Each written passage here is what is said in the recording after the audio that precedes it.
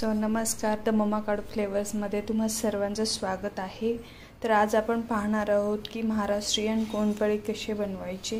त्यासाठी इथे मी घेतलेलं आहे डाळीचं पीठ, हे आहे आपलं ज्वारीचं पीठ आणि हे गव्हाचं पीठ। गव्हाचं पीठ हे थोडं आपल्याला कमी लागेल कंपेअर टू ज्वारीचं पीठ आणि आपल्याला डाळीचं पीठ अजून कमी लागेल। अराउंड हे 1 बोल आहे आणि हा अर्धा बोल आहे।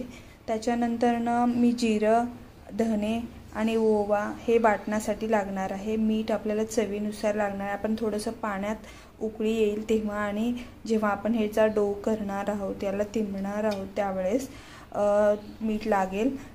हळद आपल्याला कलरसाठी आणि थोडीशी टेस्टसाठी आणि थोडंसं लाल तिखट, कारण मी हिरव्या मिरच्यांचा वापर करणार आहे।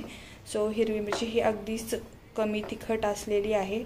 फोडणीसाठी आपल्याला कढीपत्ता लागणार आहे आणि आपल्याला खूप सारा लसूण लागणार आहे आणि कोरिएंडर दॅट इज कोथिंबीर आपल्याला लागणार आहे आणि आपल्याला फोडणीसाठी तेल लागणार आहे आणि बेसिक मसाले आणि पाणी लागणार आहे। इथे मी कढई ठेवून दिलेली आहे। तर आपण एक एक प्रोसिजर कशी आहे ते पाहूया। सो मी आता यामध्ये आपल्याला ज्याचं वाटण करायचं ते टाकून घेते। हिरवी मिरची, थोडीशी कोथिंबीर, वरतून काही गार्निशिंग साठी ठेवूया आणि आपला हा पूर्ण लसूण टाकून घेऊया। धने आणि हे जिरे आपण यात टाकून घेऊया आणि हे थोडंसं ओवा यातच टाकून घेऊया। किंचित आपण मीठ टाकून घेऊया आणि याचं वाटण, हे सारण तयार झालेलं आहे। सो हे आपण मीठ घालून घेऊया, हळद आणि तिखट घालून घेऊया आणि हे जे आपलं वाटण आहे ते टाकून घेऊया आणि याला छान असं आपण घट्टसर मळून घेऊया। सो प्रथम आपल्याला पाणी ॲड करण्याच्या पहिले आपण याला एकजीव करून घेऊया। याचे तुम्ही थालीपीठ ही छान प्रकारे करू शकता। सो अशा प्रकारे आपलं हे घट्टसं मळून झालेलं आहे। घट्ट असं आपण एक छान डो तयार करणार आहोत। ऑलमोस्ट हा झालेलाच आहे। सो आता मी थोडंसं हातावर तेल घेऊन अगदीच 2 थेंब याला छान असं मळून घेणार आहे। सो आता हा आपला मस्त असा घट्टसर डो तयार आहे। आता आपण थोडंसं हातावरती तेल घेऊन याचा एक छोटासा पेढा काढून घेऊया आणि याला आपण छान शेप देऊया। कसा द्यायचा हे मी तुम्हाला सांगते। वेगवेगळ्या पद्धतीने केलं जातं।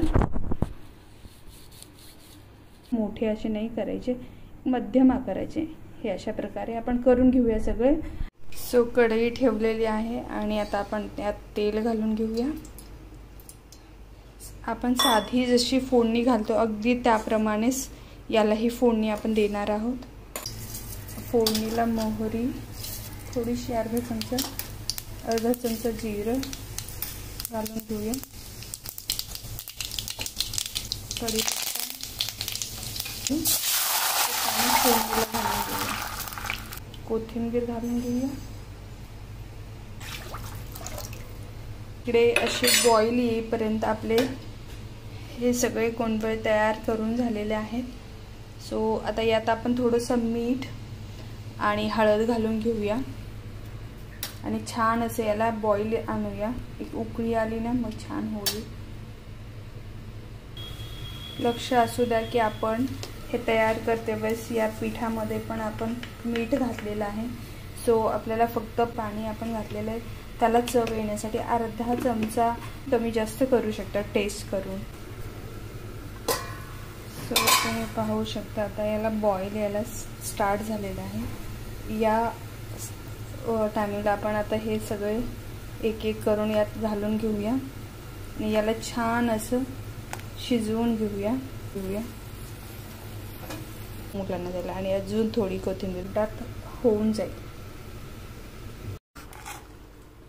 महाराष्ट्रीयन कोणपळे तयार झालेले आहेत। जास्त हलवल्यामुळे काही तुटतात, बट नॉट टू वरी। हे खूप छान झालेत आणि ते तुटलेले आहेत ते मी चेक करण्यासाठी की हे आपले छान असे उकडलेले आहेत की नाही तुम्ही पाहू शकता। इझिली हे तुटतात दॅट मीन्स आपलं हे तयार आहे. आणि आपण 2 मिनिटं याला झाकून ठेवलं की हे असं घट्ट असं सूप तयार होतं. So it is very tempting आणि यम्मी. सर्व करूया. जर तुम्हाला हा माझा व्हिडिओ आवडला असेल तर please do like, share and comment. मस्त झाले आहे.